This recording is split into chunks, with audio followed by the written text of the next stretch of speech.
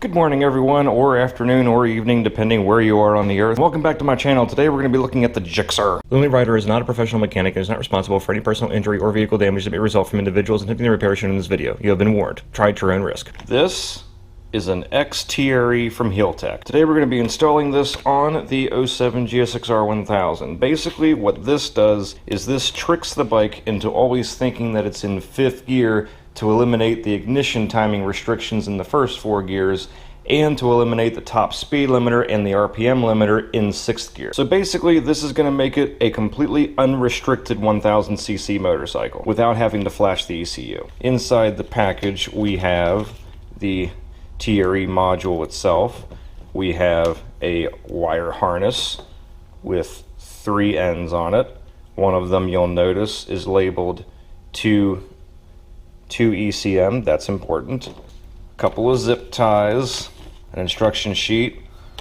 We also got some stickers, which I set aside, and then we also have a bag of crimps because you're going to have to do some wire cutting. Of all the TREs on the market right now, this one is the most expensive, but it is also the best one, and the reason is because the cheaper TREs that are out there, yes, they achieve the same thing. They trick it into thinking it's in fifth gear, but it also just tells you on your gauge cluster that you're always in fifth gear, so your gear position indicator on the bike becomes useless. And I kind of like having the gear position indicator. This X-TRE tricks the bike into thinking it's in fifth gear without affecting the gear position indicator. In other words, it will still tell you on the gauge cluster what gear you're in, but it still sends a fifth gear signal to the ECU the whole time. Well, in order for that to happen, you have to do some wire cutting. So we're going to start by doing the tricky part first. We are going to go ahead and we're going to locate the wire that we need to cut coming off the ECU, and we're going to tap into it with these 2 wires with the taps that come with the kit. We're going to do that first, and then we're going to tap into 12 volt power somewhere in the bike, around the fuse box or somewhere, I haven't looked yet. And then once this is tapped in, then the easy part is just finding the connectors you need to connect these into, here and here, into the system, and then plug this 4-pin connector into the 4-pin connector right there. So what we're going to do before we hook this up, because this is the easy part, is we are going to go ahead and we are going to splice our wires in first. Now, according to the instructions, the wire we need to tap into is on the black harness, and it is pin number 23, and they said it's in the middle row somewhere. So we're going to have to pop this connector off to pull it out, get some room, and see if we can find this wire. It's supposed to be black with a green stripe going through it.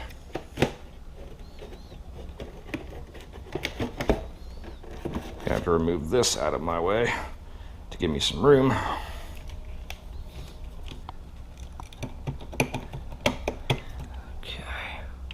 Okay, so once you remove the connector like this, okay, it's face up like it normally is with the clip on here, they said it's wire number 23. Well, if you look on the side of your connector, you probably can't see it in the video, but the rows are actually numbered. So this right here, there's a number 1 right there. This is wire number 1, and it counts up going this way. So right here is the number 12.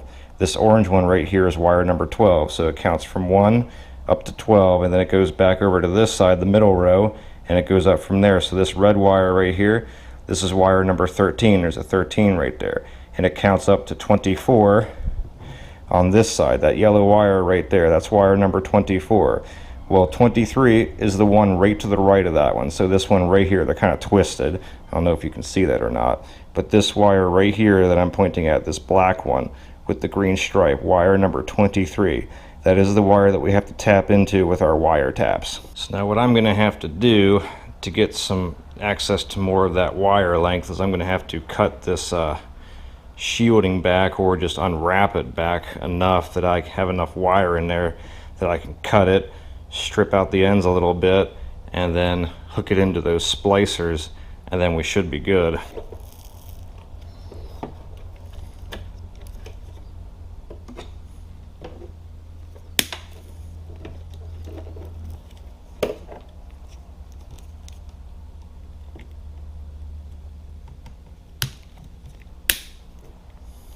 So this wire right here, wire number 23, that's the one we're going to cut. So we're just going to take our wire cutters and we're just going to cut it right in half, right about there.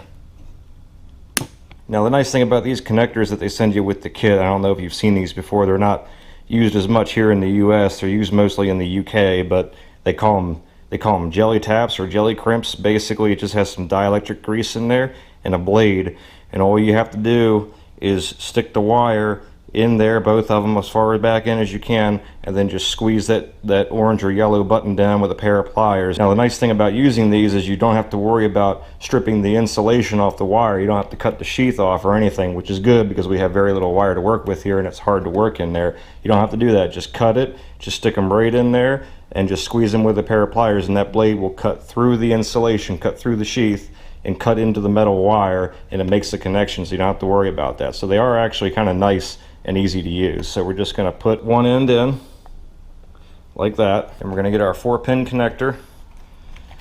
The one, you have a black and white one, and you have a dark green one with what looks like a dark green strip. They should have it marked from the factory. So that one says 2ECM, the dark green one with the light green strip.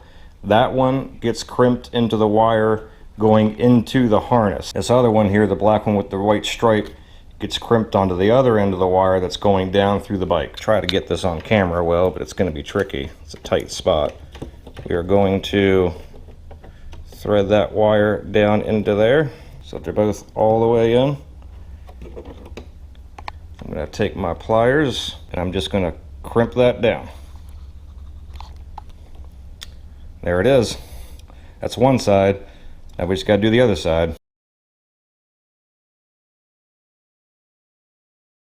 Now again, we're going to get that wire. We're going to slide it into one side of this crimp, this jelly crimp. This wouldn't be as awkward to do if I didn't have a camera in the way. I am going to cut this sheath down a little bit to give me a little bit more room and a little bit more wire to work with. There we go.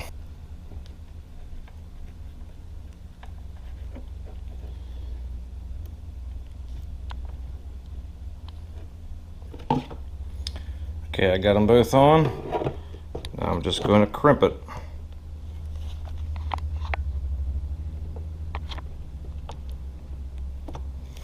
Now we have to supply power to the unit, and that's where this red wire comes in play. They do give you a nice wire tap so that you can tap into power somewhere. It is just filled with dielectric grease, and there's a blade you put in there and crimp it shut. One easy place to get to power right around here is right here. This is actually the connector for the tag lights that go to the back. You will see two wires here, a blue one and a brown one. The brown wire is the hot wire, so we're going to splice this red wire into that brown wire. To do that, I'm going to have to get rid of this sheath, so I'm going to cut this sheath off. After you get rid of that sheath, separate the brown and blue wires. Now take this wire tap, okay, with it open like that, slide the brown wire into the open side, take the red wire, slide the red wire into the other side, like that, then take the blade, push the blade into the center, push the blade down in all the way, and then close it shut.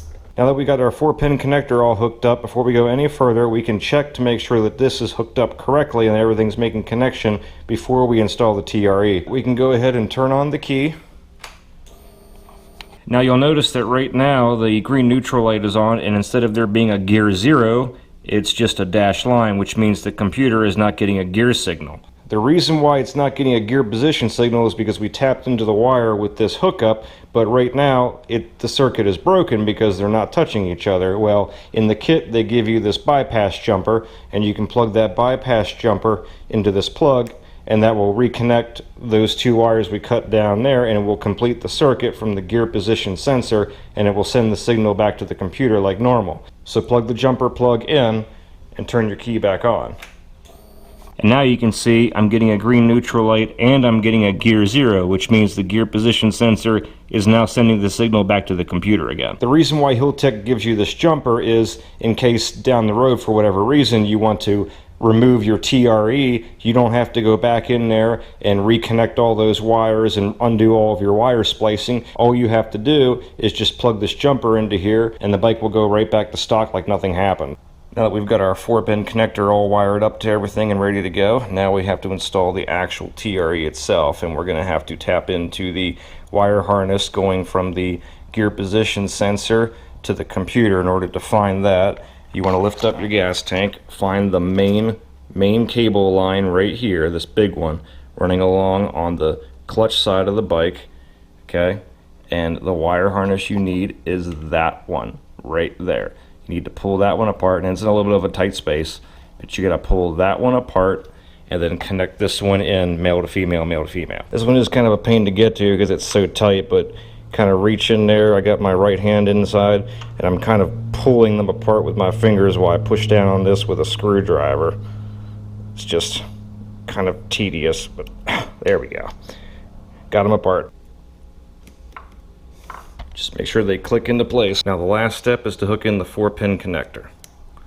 This model TRE has 3 possible settings: 4th gear, 5th gear, and 6th gear, so you can change which gear you want depending on which bike you have. The instruction sheet actually comes with a chart showing you which gear to set for which bike. For the K7 GSX-R1000, you want to be in 5th gear because 5th gear is the only gear map on this bike that is a completely unrestricted map. Gears 1 through 4 have an ignition timing restriction. 6th gear lowers the RPM limiter by about 500 RPMs and has the top speed governor on it. I believe this model TRE is set to be in 4th gear from the factory, so after you get the install finished, you have to set it to 5th gear, and I'm going to show you how to do that. Now put your bike in 1st gear.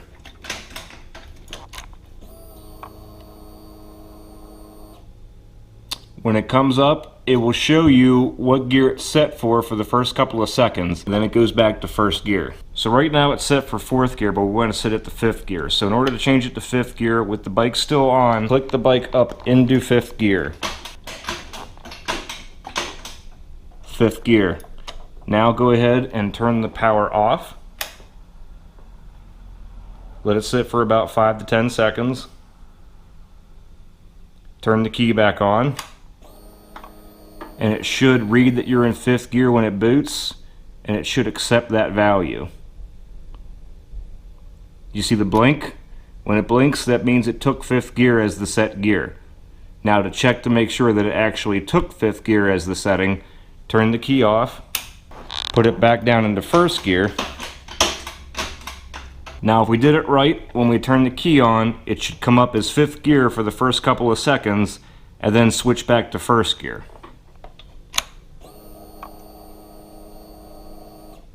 And it says 5th gear. So now the TRE is set to tell the ECU that it's always in 5th gear. And that's it. The TRE install is complete. Now you have an unrestricted GSX-R1000. Catch you guys later.